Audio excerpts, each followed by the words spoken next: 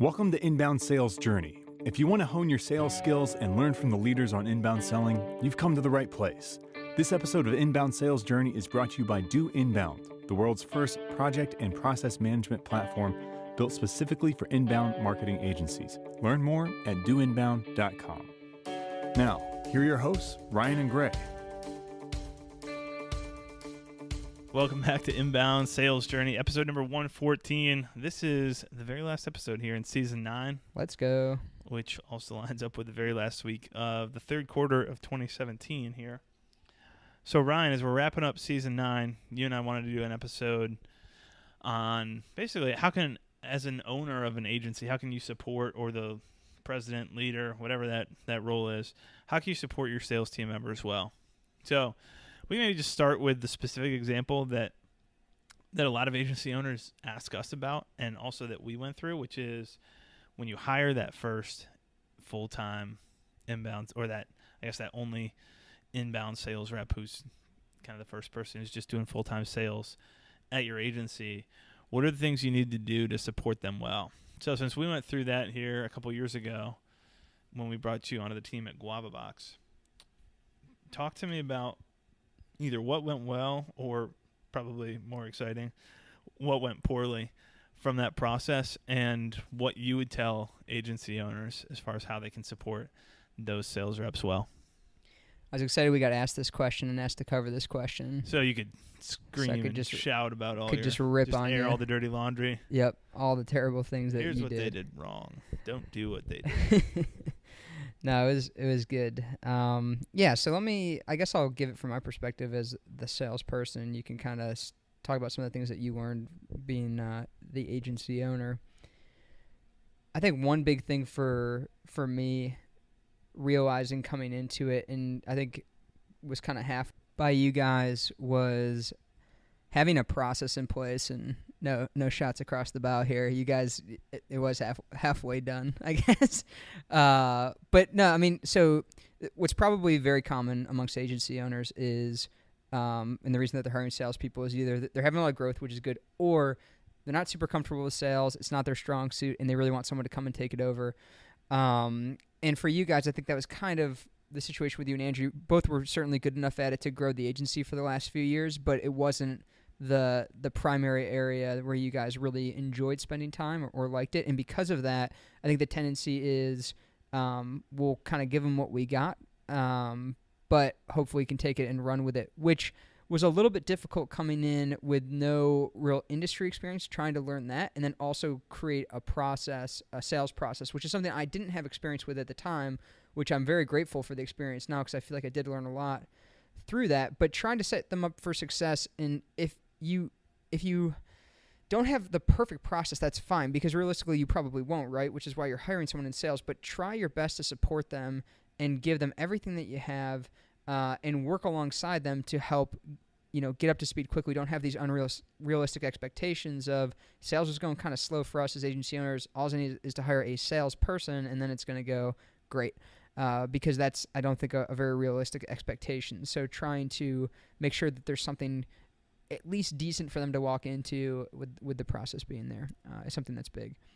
The other thing that I think that is really helpful for people, and you guys did a good job of this, but some agency owners might struggle with this, is like, how hard do I push a salesperson? How much pressure do I give them? What type of quotas are realistic, and how do we figure this out? Especially, again, younger agencies might struggle with this a little bit, not having a ton of experience. And I think the realistic situation with salespeople is we're pretty hungry for success, so you can probably give us more to handle than you think we can.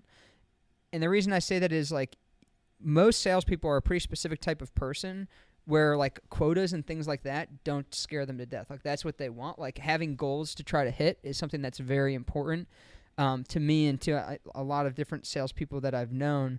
So having some sort of stress and pressure that way is actually a good thing. Obviously you don't want it to be unrealistic. You want it to be as realistic as possible. But I think that it's totally fine and good to have some good goals. And then the last thing, Gray, I'll say is from a support side of things, when they're not meeting goals, it's not putting them down. And you want to always be encouraging. People have bad months. It's always going to happen. It will always happen. And so you want to try to encourage them and lift them up through that, but have regular monthly and quarterly meetings where we're kind of reviewing, where are we at from a quota standpoint? How are things going? What have you noticed? What changes? Have you noticed these things that we identified are areas of improvement? How have you been improving on those? These things that you're doing well, are they continuing to go well? That kind of stuff. So just having like mini reviews. It doesn't have to be a monthly huge performance review, but we used to really enjoy those meetings with my sales manager. We even weekly would meet just to talk about prospects and things, and just let the salespeople share that, talk about it, and kind of game plan with them. It's always good to get a second opinion on how to approach people and talk through some of those different scenarios. So. Yeah, I like it. That's a lot of good stuff. I've got a couple other thoughts. I think probably the bulk of this comes down to knowing yourself, the agency owner, and knowing that person who's the sales rep. So understanding how much is realistic out of that sales rep to expect in terms of process development or building the infrastructure themselves versus how much they want to function inside what you already have built for them or you build for them. Look for ways that you can support them in the process or provide more of the process stuff. Also look for, if there's things that you can do to help accelerate their workflow. Like in Ryan, in your case, you're coming from much more of an old school selling model where some of the tools that we have, some of the stuff that we have available at GuavaBox and at Do Inbound wasn't the same stuff that you guys were using. There was more, some of the automated pieces were done by assistants before, whatever it is. So there's a lot of differences. So there are probably ways, if you're bringing somebody in who hasn't been in the industry before, or even if they have, maybe there's things that you can do to help workflow-wise with, hey, why don't, instead of having to manually go back and forth via email to set up times, why don't you use a calendar scheduler? At this point in time, probably everybody knows that. A couple years ago, not everybody knew that. So those types of things, I think, can be really helpful. I think also knowing what to expect out of that person in terms of, are they just, and I say just, but that's not necessarily a bad thing. Are they more of a, like I said, operating within this structure, or do they want to be involved in building that structure themselves? But I think there's a combination of pushing them outside of wherever they normally are for what's best for the agency, while also kind of accommodating what you have to their needs. And then I think another big thing, as agency owners, you're really busy. And in a lot of cases, the agency owners who are hiring full-time salespeople, almost across the board, the agency owners who are hiring full-time salespeople early on in the first couple of years is because they don't love sales and they have a different personality than the sales type of personality. And this happens a lot of times where the agency owner, the salesperson finally has a good month, and the agency owner goes, finally, that's the way things are supposed to be going. And the salesperson thinks they just did an awesome job. The agency owner is like, well, it's about time that you made stuff happen here and got things rolling. And then it's just a totally different, agency owners are busy. It's a hectic life. It can be hard to stop and make the time to go back and look at what happened, what progress is being made. And there's also typically kind of different, a common mistake that I see is not understanding, and that I've made, is not understanding the way that people are wired. So the agency owner says, the way that the agency owner who makes this mistake would phrase this is, salespeople are the type of people who need their ego stroked. Salespeople, on the other hand, would phrase it as, I just want to be recognized for a job well done. Everyone's got kind of a different perspective on it, but I think realizing that a lot of salespeople are motivated by external, encouragement, or like if it's the same type of person who's going to be motivated by a public quota or just a quota in general, it's very possibly also the person who's going to be motivated by getting praised publicly. Call me vain, Gray. I'm veiling all this in a little passive-aggressive shot across the back. No, I'm just kidding. But I think that's pretty common, but that's not the way because there's a disconnect that often happens here between the way the agency owner who likes the tactical piece, the analytical piece, or whatever it was, but didn't love the sales piece, between the way that they would want to be basically between. We're almost talking about marriage and love languages here. Like the way that they would. Great. My mind literally went. I was just gonna share. There it is. The way that they would normally handle things, and the way that that a lot of salespeople are motivated. And so there needs to be, obviously that should be a two-way street. There should be empathy and understanding, and both people kind of recognizing, like, if the agency owner was the exact same personality, they would just do your job for you and take care of the sales piece. And the agency owner understanding, if the salesperson was your exact same personality, they would be really bad at sales and wouldn't be doing well right now. So I think that's another piece that can often kind of go wrong and go awry, where people just, it's, in a lot of cases, it's two relatively different personality types that often in social settings don't get along well, or aren't the best. Those are rarely the best of friends. Maybe not rarely, but often aren't the best of friends. So because of that, I think that can lead to a disconnect if you're not self-aware.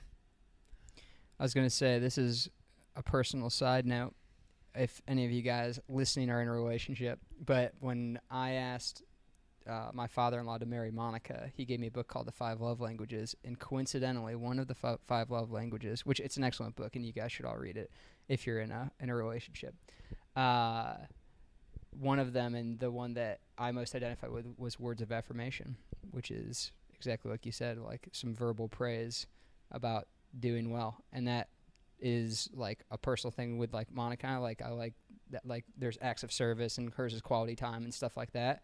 But it's so true too, just on like I mean, it makes you sound vain, but it really, that's not what it is. It's just how you identify like success. Like it's more important for me to hear someone tell me good job than it is for you being Gray, which is not your love language, I would imagine. Yeah, I think that's a good example, is that obviously Ryan's bringing that in from love languages, but that applies to every relationship, where one of the ways that I give and perceive love is through acts of service. So if I think that I'm basically telling Ryan great job when I'm helping him by serving him, by building out a new workflow for him somewhere, and he's like, well, why doesn't Gray ever say anything to me to tell me that he's proud of me and I'm doing a good job?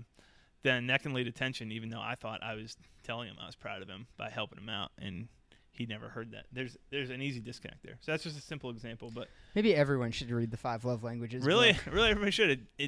You read it, and it totally makes sense at the time that I think that at least I read it, that most people read it, probably in the midst of an early relationship or getting serious relationship. But really, it applies in so many scenarios and kind of opens your eye. It's just another way of looking at, hey, everybody's wired differently. I need to understand what motivates people and help them by paying attention enough to what motivates them to give them feedback in that way. And then the same thing applies, where if you want to give criticism or feedback around improvement, understanding the ways that people want to hear that or will hear that or will respond to that is important as well. So there was a lot. We got a little philosophical. Yeah, it took a turn I didn't expect, but what a way to end season 9. There we go. Upbeat, talking about some personal relationship advice, love advice. We all want to be loved. Gary Chapman is the author of that book, by the way. Highly recommended to everyone. Sounds like great. You've read it. Is that going to go onto our book recommendations list for for sales reps? That's right. You got to speak the love language of your prospects, and then you're good to go. There we go. Well, cool. We'll go ahead and wrap up season 9 right here. Thanks again for tuning in, for listening along with us, for participating. If you have read the book or have not read the book but have an idea what your love language is, shoot it over to us. Let us know. You can let us know. We'll see if you know what I'd be curious to know. I know that sounds silly. Who wants to send in an email with here's what my love language is? But I would be interested to know, if you're in sales right now, what are the ways that you want to receive praise? It's got to be 80% words of affirmation. You're right. It is a type. Oh, it's absolutely. If you're in sales, let us know, because that's our hypothesis. But if you're an agency owner, I'd be curious too. I bet that's a little bit across the board, like, because you've got the agency owners who are the momentum makers. Us salespeople, we're all the same. And then you've also got the perfectionists, or the detail people, who are typically a little bit different. So That's you. Cool. All right. Well, stay tuned. We'll be kicking off season 10. 10 double believe it or not, digits. here in the near future as well, and keep you guys updated. In the meantime, if you have any questions, you can hit us up via email, Ryan@doinbound.com, or Gray, Gray, just like the color, @doinbound.com. Thanks, guys, and good luck selling. Thank you for listening to Inbound Sales Journey. You can find the show's notes for today's episode at doinbound.com/salesjourney. That's doinbound, all one word, .com/salesjourney.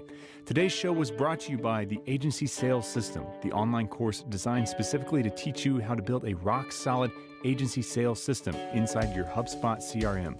Learn more at doinbound.com/salescourse. That's doinbound, all one word, .com/salescourse.